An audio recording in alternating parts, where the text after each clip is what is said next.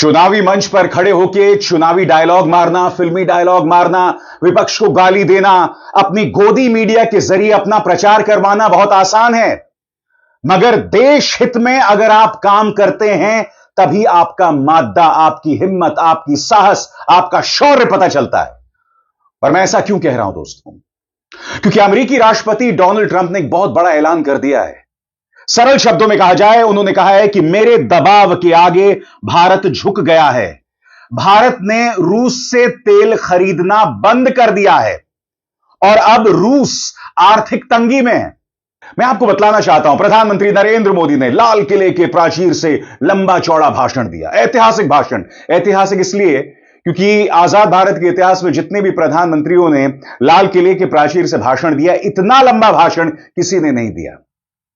और यह कहना बहुत आसान है कि मैं देश नहीं झुकने दूंगा। भारतीय जनता पार्टी इस तरह का प्रोपेगेंडा चला रहा है। मगर मैं भारतीय जनता पार्टी से पूछना चाहता हूं कि आखिर डोनाल्ड ट्रंप ऐसा क्यों कह रहे हैं कि मेरे दबाव के आगे भारत झुक गया और उसने रूस से तेल खरीदना बंद कर दिया। अस्सलाम वालेकुम दोस्तों, भारत अपने मुल्क में कुछ और कह रहा है और दोस्तों ट्रंप के आगे कुछ और कर रहा है। अपने मुल्क में कहता है कि वो झुकेगा नहीं, अपने लोगों को बेचेगा नहीं, लेकिन देखिए कि दूसरी तरफ ट्रंप कह रहा है कि भारत ने रूस से तेल खरीदना बंद कर दिया। दोस्तों बड़ा ट्विस्ट है। भारत कह रहा है कि हम तो तेल खरीदना बंद नहीं कर रहे, लेकिन जो कंपनियां रूसी तेल खरीद रही थी उन्होंने साफ साफ इनकार कर दिया। उन्होंने कहा है कि हम रूस से अब तेल खरीद कर भारत को नहीं देंगे। यानी इनडायरेक्टली भारत ने रूस से तेल खरीदना इस तरह बंद कर दिया। वो कहता है कि हमारी तो कोई कंपनी रूस से तेल लाने को तैयार ही नहीं है, अमेरिकन सैंक्शन के डर की वजह से। अब ये हो रहा है कि ब्रिक्स कहता है कि हम करेंसी बनाएंगे और ब्रिक्स की करेंसी के लिए ऑनलाइन मीटिंग कॉल की गई है, जिसमें दोस्तों नरेंद्र मोदी को कहा गया है, शी जिनपिंग और साउथ अफ्रीका और ब्राजील और दोस्तों रशिया के, इन सब के वहां पर नुमाइंदे आने वाले हैं। लेकिन भारत ने यहाँ पर कह दिया है कि वो न्यू करेंसी के लिए भी अब आगे नहीं आएगा। यानी भारत वो सारे काम कर रहा है जिससे अमेरिका तो खुश हो रहा है, अमेरिका साथ में दोस्तों डांट भी पिला रहा है, अमेरिका धमकी भी दे रहा है, लेकिन उसे खुश करने के लिए भारत हर काम कर रहा है। जबकि दूसरी तरफ देखें तो पाकिस्तान और अमेरिका के रिलेशन काफी बदल चुके हैं, काफी अच्छे हो चुके हैं। अमेरिका और भारत का रिलेशन ऐसे हैं कि दोस्तों मास्टर और स्लेव जैसे हैं। मास्टर रोजाना फटकार लगाता है और स्लेव कहता है कि आप जो कहेंगे हम करेंगे। आपने ब्रिक्स का कह दिया, हम ब्रिक्स से पीछे हो गए। आपने कहा रूसी तेल नहीं लाना अपने मुल्क में, हमारी कंपनियां बेशक मान चुकी हैं वो नहीं लाएंगी। बाकी दोस्तों जो कंपनियां ला रही थी, जिन्होंने इतने साल पहले ईरान से तेल खरीदा था, उन्हें भी अमेरिका ने सैंक्शन कर दिया है। दोस्तों इनका रोना धोना बहुत खतरनाक तक बढ़ चुका है। आपको सुनाता हूं, मुलाहिजा करें। क्या माननीय लेजर आइज एस जयशंकर अब भी खामोश रहेंगे? क्या पीयूष गोयल जो लगातार अमेरिकी पक्ष से बातचीत कर रहे थे वो अब भी खामोश रहेंगे? वो डोनाल्ड ट्रंप जो एक अरसे से भारत का अपमान कर रहा है पाकिस्तान के मुकाबले, और अब वो ये कह रहे हैं कि मेरे आगे भारत झुक गया। सबसे बड़ी बात जो अब तक नहीं हुआ था, पाकिस्तान का दर्जा अमेरिका की निगाह में भारत से ऊपर हो गया है और उसके बावजूद भारत लगातार अमेरिका के सामने झुक रहा है। कम से कम डोनाल्ड ट्रंप का यह ताजा बयान इसी बात का प्रमाण है। और भारत के लिए सबसे बड़े झटके की बात यह है कि व्लादिमीर पुतिन और डोनाल्ड ट्रंप के बीच जो बातचीत हुई है वो बेनतीजा निकली है।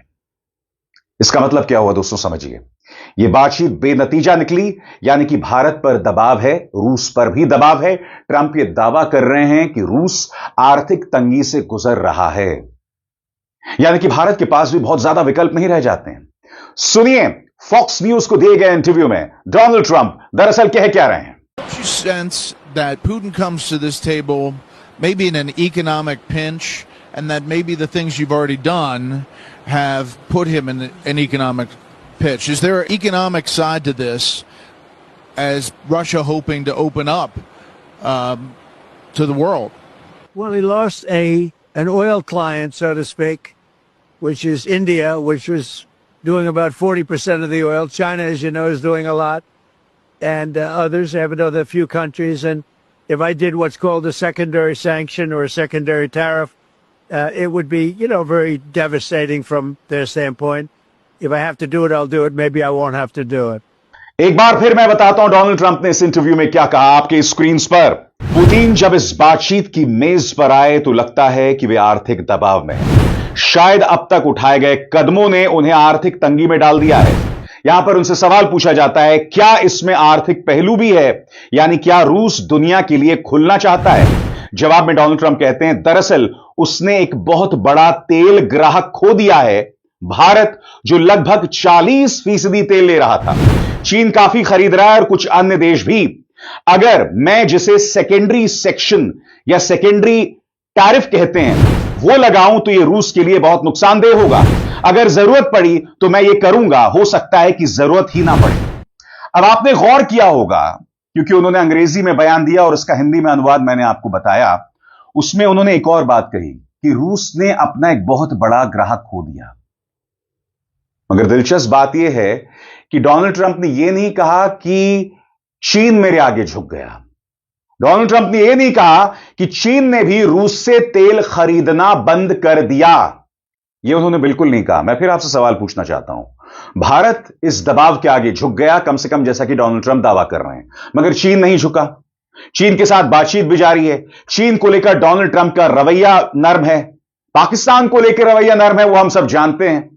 यानी कि भारत के दो सबसे बड़े दुश्मन चीन पाकिस्तान दोनों को लेकर डोनाल्ड ट्रंप का रवैया नर्म दिखाई दे रहा है और यहां पर खामोशी पसरी हुई है। मैं समझना चाहता हूं क्यों। और जैसे मैंने कहा दोस्तों कि रूस के साथ जो बातचीत बेनतीजा निकली है वो भी भारत के लिए कोई बहुत अच्छी खबर नहीं है।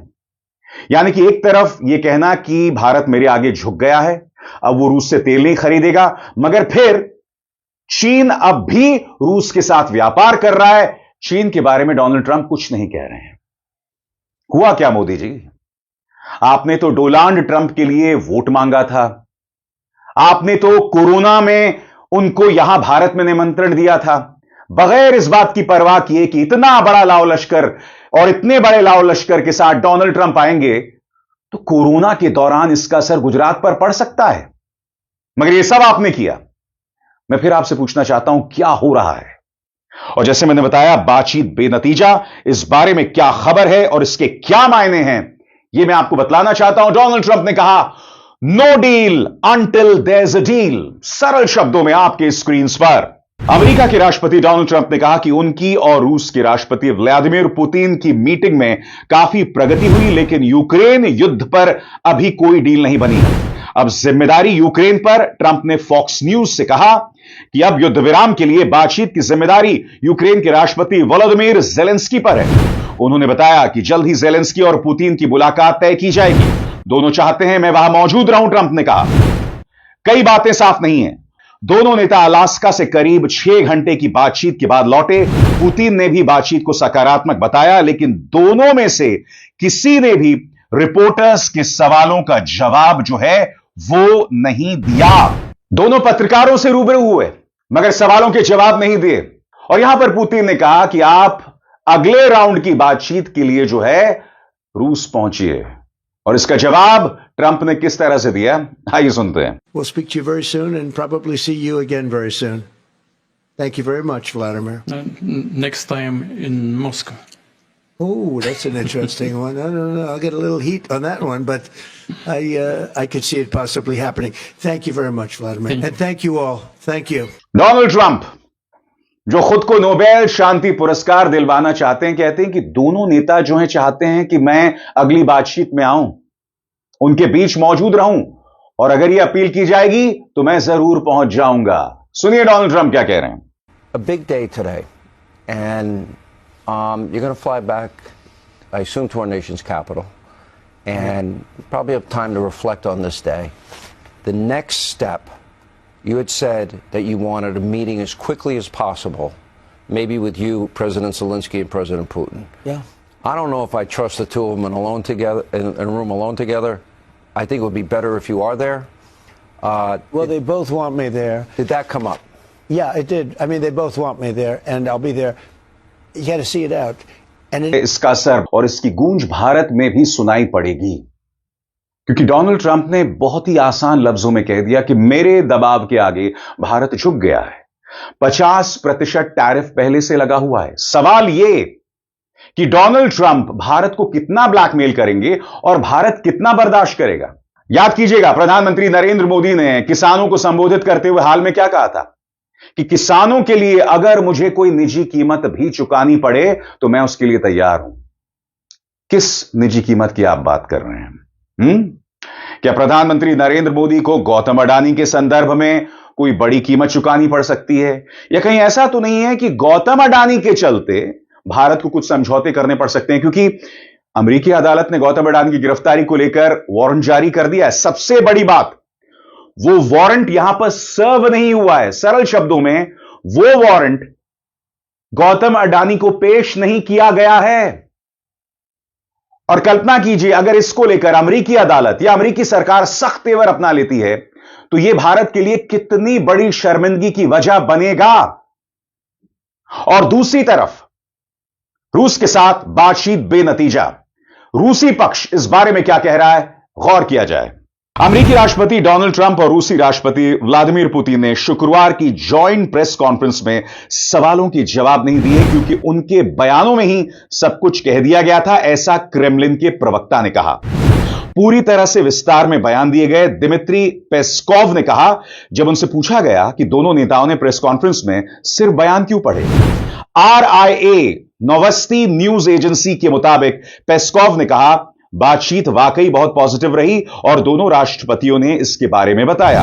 यही वो बातचीत है जो हमें भरोसे के साथ आगे बढ़ने और समाधान के रास्ते तलाशने की दिशा में काम करने का मौका दे रही है। और डोनाल्ड ट्रंप को बिल्कुल भी अंदाजा नहीं है कि पूरा संकट कहां जा रहा है। डोनाल्ड ट्रंप की अपनी सोच की वजह से भारत, जो एक पारंपरिक दोस्त रहा है, दोनों लोकतंत्र रहे हैं, भारत उसे लगातार गंवा रहा है। और जाहिर सी बात है, इसमें सबसे बड़ा योगदान हमारे विदेश मंत्रालय का है, हमारी फॉरेन पॉलिसी का है, हमारे वार्ताकारों का है, कि न जाने इन्होंने अमेरिका के साथ जो रिश्ते रहे हैं, खासतौर से ट्रंप आने के बाद, उन्होंने लगातार इसे रसातल में घुसने दिया। और जहां तक डोनाल्ड ट्रंप की बात है, वो क्या कह रहे हैं इस पूरे संकट को लेकर, इस पर गौर किया जाए आपकी स्क्रीन पर। राष्ट्रपति डोनाल्ड ट्रंप ने कहा कि रूस के राष्ट्रपति व्लादिमीर पुतिन और यूक्रेन के राष्ट्रपति वोलोदिमीर ज़ेलेंस्की दोनों चाहते हैं कि वो उनकी संभावित मुलाकात में मौजूद रहें, जहां शांति का रास्ता निकालने पर बात होगी। फॉक्स न्यूज को दिए गए इंटरव्यू में ट्रंप ने कहा, दोनों चाहते हैं कि मैं वहां रहूं और मैं रहूंगा। जब उनसे पूछा गया कि क्या उन्हें भरोसा है कि शांति जल्दी आ सकती है, तो ट्रंप ने जवाब दिया, काफी जल्दी, हां। ट्रंप ने यह भी माना कि उन्होंने रूस यूक्रेन संघर्ष को हल्का समझ लिया था। उन्होंने याद दिलाया कि चुनाव प्रचार के दौरान उन्होंने वादा किया था कि वे ये युद्ध 24 घंटे में खत्म कर देंगे। मुझे लगा था कि यह सबसे आसान कॉन्फ्लिक्ट होगा, लेकिन यह सबसे मुश्किल निकला। मगर हकीकत यह है कि ना वो रूस यूक्रेन के संघर्ष को खत्म कर पा रहे हैं। दूसरी तरफ अगर बेंजामिन नेतन्याहू की बात करें, उसने गजा में आतंक मचा रखा है। ईरान को अब भी धमकी दी जा रही है और कहा जा रहा है कि ईरान पर भी ध्यान को भटकाने के लिए नेतन्याहू कभी भी हमला कर सकते हैं। सीरिया के साथ हालात तनावपूर्ण हैं। लेबनान पर भी याद कीजिएगा नेतन्याहू ने हमला किया था। यानी कि डोनाल्ड ट्रंप के राष्ट्रपति बनने के बाद नेतन्याहू के हौसले बुलंद हो गए हैं। और दूसरी तरफ रूस यूक्रेन युद्ध को लेकर ट्रंप क्या कह रहे हैं कि जिम्मेदारी उसकी है जो इसका शिकार है, यानी कि वोलोदिमीर ज़ेलेंस्की। और यहां भारत को लगातार डोनाल्ड ट्रंप भारत के बारे में विवादास्पद बयान दे रहे हैं, मगर यहां खामोशी पसरी हुई है।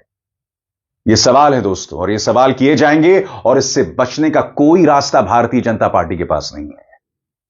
छद्म राष्ट्रवाद पर या दूसरों को देशभक्ति का, राष्ट्रवाद का पाठ पढ़ाना, यह नारा देना कि नेशन फर्स्ट, राष्ट्र सर्वोपरि, अरे आपके मुंह